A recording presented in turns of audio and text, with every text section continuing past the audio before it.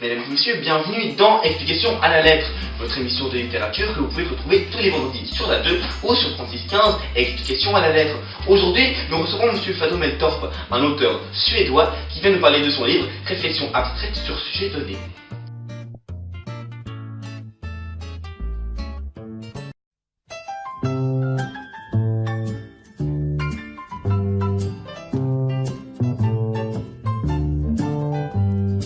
J'ai connu de vous de folles caresses, des moments très doux, tout plein de tendresse. Monsieur Meltorp, laissez-moi peut-être pour nos chers inspecteurs récapituler peut-être un petit peu votre vie. Vous êtes guatémaltais de naissance, maintenant vous êtes suédois de nationalité.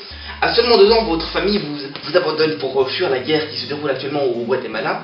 Vous êtes recueilli donc par une famille de tapirs qui, jusqu'à l'adolescence, vous ne savez pas que vous n'êtes pas de chez eux. Et à l'adolescence, du coup, ils vous annoncent que vous n'êtes pas de la famille, vous êtes adopté. Et vous le prenez très mal, vous le prenez d'avance très mal parce que vous décidez de vous exiler suite à cette nouvelle absolument bouleversante jusqu'en Suède. Donc après quelques mois de nage, après une fois en Suède, donc, vous évacuerez votre colère que vous avez accumulée durant ces quelques mois de nage dans un livre sobrement intitulé Je te pète sur la bouche, qui, on le sent, ça vient des tripes.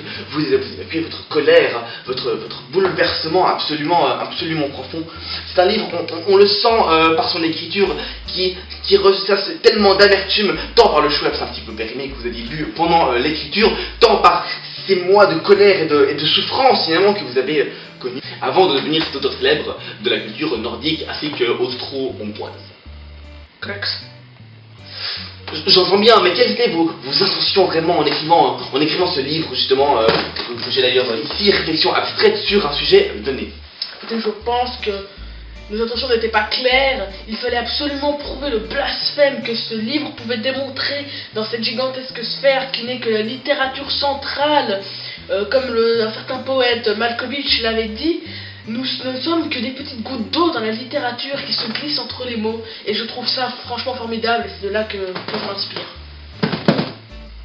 Mais est-ce le but du livre? Non. Écoutez, je pense que l'inspiration ne vient pas du cosmos, elle vient donc des exoplanètes qui nous donnent envie d'écrire des livres à base de mots, de chiffres, de chiffrage, de codes binaires. Et c'est donc ça qui me donne l'inspiration, n'est-ce pas, hein, de la plante carnivore au cactus qui passe par le vide interplanétaire, comme je l'ai déjà dit avant, mais il faut se répéter car c'est très important. Le cosmos est devant tout ça et c'est ça qui m'inspire clairement.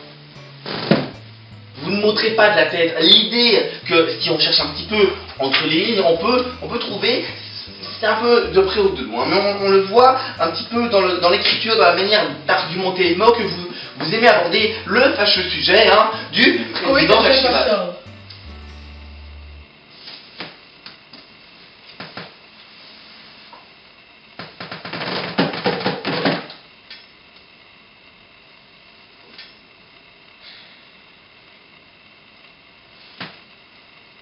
Après, vous ne montrez pas l'idée que votre livre est écrit d'une manière assez filiforme pour l'époque. Après, Monsieur Meltorp, vous m'accorderez, je pense, et là nous pouvons absolument tomber d'accord, j'imagine, que votre livre est très linéaire. On pourrait presque dire qu'il est filiforme par certains passages. On peut dire également, on a retrouvé quelques passages qui correspondaient de près ou de loin à la littérature malgache, avec comme référence évidente, on peut le citer, Monsieur Auguste Poulet-Malassis, qui était un auteur assez atypique comme ça, mais on reprend quelques passages dans ce livre qui devient, j'ai envie de dire, incandescent, mais ce n'est plus du registre de la littérature à ce moment-là, vraiment. Mais il y a quelque chose aussi de Fauré qui n'est pas un vélo, ce fut une petite boutade, mais on peut dire vraiment qu'il est assez facile à lire, il se voit d'une traite, et c'est un ouvrage que je recommande vraiment à tout amoureux de poésie variée, ainsi que de réflexion abstraite sur un sujet donné. Nous avons une question de Gérard sur le 35 Explication à la lettre sur le Minitel, qui vous demande quand même, mais comment vous définiriez-vous en tant qu'auteur? Quelle sorte d'auteur êtes-vous vraiment? Je suis un véritable punk de la littérature, je pense, un véritable chenapan de l'écriture qui ne respecte rien. Merci beaucoup Monsieur Meltor pour être venu sur ce plateau qui n'est pas piqué des hannetons. Je vous rappelle, quant à vous, que vous pouvez nous retrouver tous les vendredis sur la 2 ou alors sur le 11015, explication à la lettre. Merci beaucoup Monsieur Meltor. Welcome.